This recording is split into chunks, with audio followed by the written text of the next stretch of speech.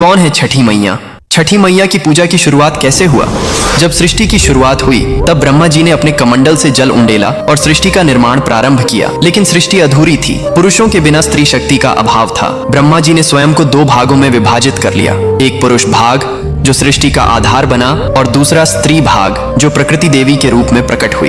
यह प्रकृति देवी ही सृष्टि की अधिष्ठात्री थीं, जिन्होंने स्वयं को 6 भागों में विभाजित कर लिया। इन 6 भागों को षड्मातृकाएं कहा जाता है, लेकिन छठी मैया का स्वरूप इनसे अलग और विशेष था। वे ब्रह्मा जी के मन से उत्पन्न हुई। मार्कंडेय पुराण में स्पष्ट उल्लेख है कि सृष्टि के छठे दिवस पर ब्रह्मा जी ने उन्हें जन्म दिया ताकि वे संतान की रक्षा का दायित्व संभालें। ब्रह्मा जी के मन से उत्पन्न हुई, इसलिए मानस पुत्री कहलाती हैं। ब्रह्म वैवर्त पुराण में बताया गया है, जहां छठी मैया को सूर्य देव की बहन बताया गया है। सूर्य देव ने अपनी बहनों की रक्षा के लिए छठी मैया को विशेष शक्ति प्रदान की। कथा के अनुसार जब सूर्य देव अपने रथ पर सवार होकर आकाश में विचरण कर रहे थे तो राक्षसों ने देवलोक के बच्चों को नुकसान पहुंचाना शुरू कर दिया। सूर्य देव ने अपनी छोटी बहन षष्ठी देवी को बुलाया और कहा, हे बहन, तुम्हें संतान की रक्षा का भार संभालना होगा। मेरी किरणों से शक्ति लो और पिशाचों का संहार करो। छठी मैया ने तपस्या की। वे सूर्य की किरणों के नीचे खड़ी रहीं, जल अभिषेक किया और ठेकुआ गुड़ गेहूं का प्रसाद चढ़ाया।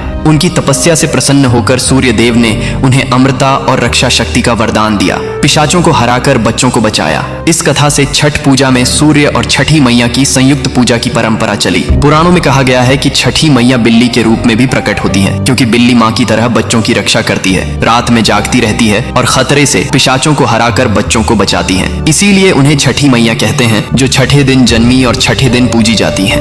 कमेंट में लिखो, जय छठी मैया। कौन है छठी?